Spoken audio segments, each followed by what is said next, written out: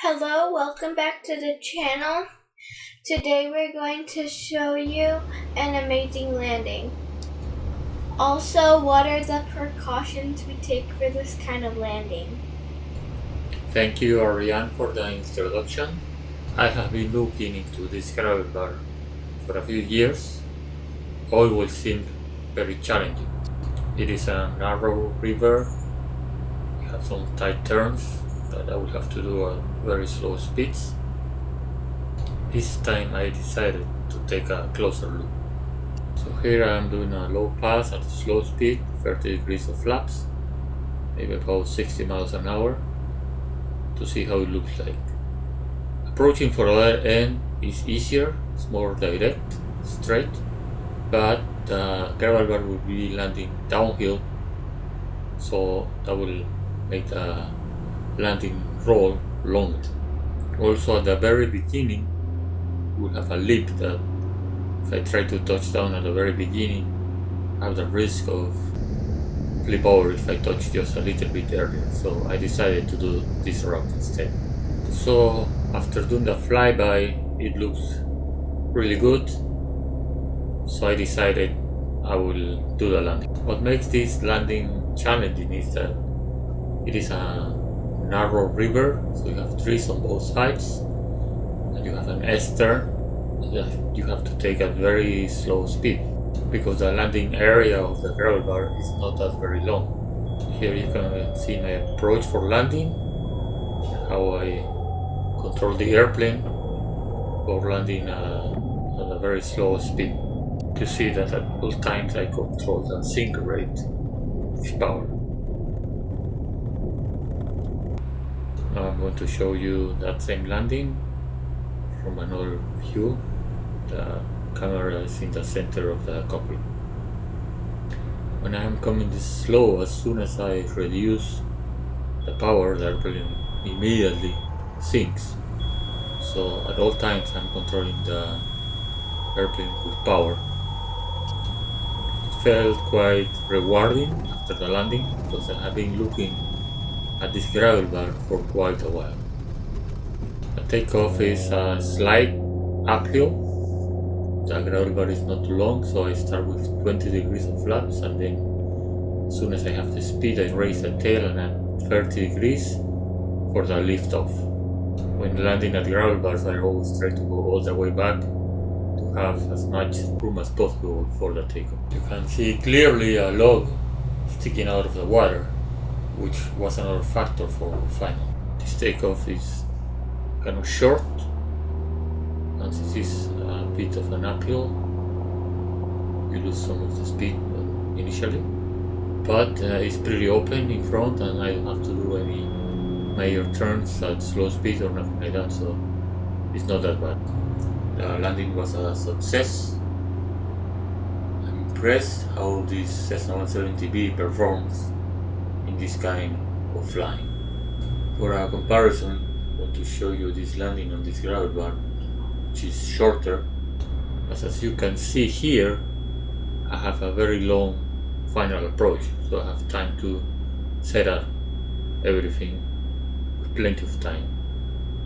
This airplane approaches so slow that I don't need to be hard on the brakes to stop, and I will still have some room left.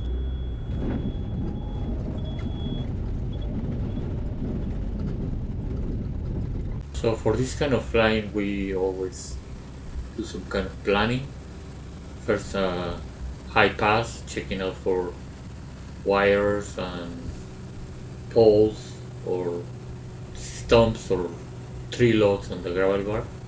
Then a very low pass to check the conditions of the landing zone, if there is holes or the rocks are too big. Sometimes gravel bars can be very uneven with a lip that sends you back in the air. This one, for example, the snow, before this landing, we checked for the snow depth, so we were sure that the airplane would not flip over if the snow was too deep. On this one, for example, in the low pass, I saw a lip, but you don't want this to try to land just past the lip. There is a risk that the tail will can hit it, you can push it upwards and the airplane can nose out.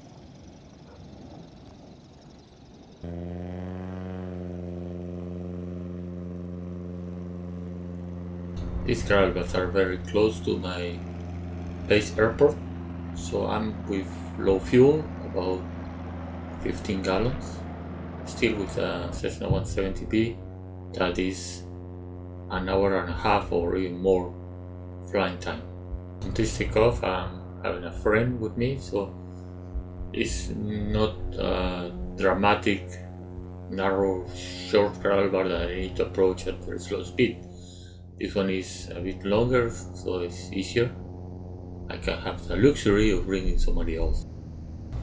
The weight of the airplane is a very important factor to take into account for off-airport operations.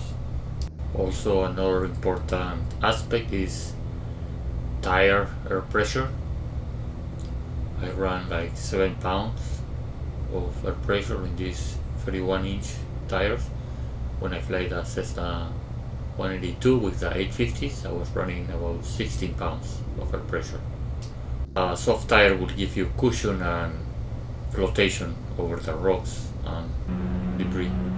Before every landing on a gravel bar or short field, I always think about the takeoff, because sometimes you can land shorter than what you can take off. Pay attention to this landing, listen to the motor. I'm adding power just before touching down to make a smooth landing. I always try to make my landings as smooth as possible. If you listen to the motor on this landing of the Cessna 185 floats, I use the same technique to make a smooth landing. I consider myself very fortunate that I can fly a lot of airplanes, like a float plane, and I also fly a warbird, do aerobatics and dogfight simulations, which are a lot of fun. But still, to me, the most fun is off-airport operations. It's a challenge, and you have to improvise, read the terrain. Is very rewarding. Please join me on Patreon if you want to support Backcountry 182 YouTube channel. The description of this video, and navigate below Backcountry 182 at the top right. You can click on Patreon, and it will take you to the Patreon page where you can select your membership level. It will show you the peers and everything. By becoming a Patreon for Backcountry 182, you will not only be helping the YouTube channel, but you can also get direct advice or discount on some aviation products for your airplane, or advice or products for your airplane. We can chat, video call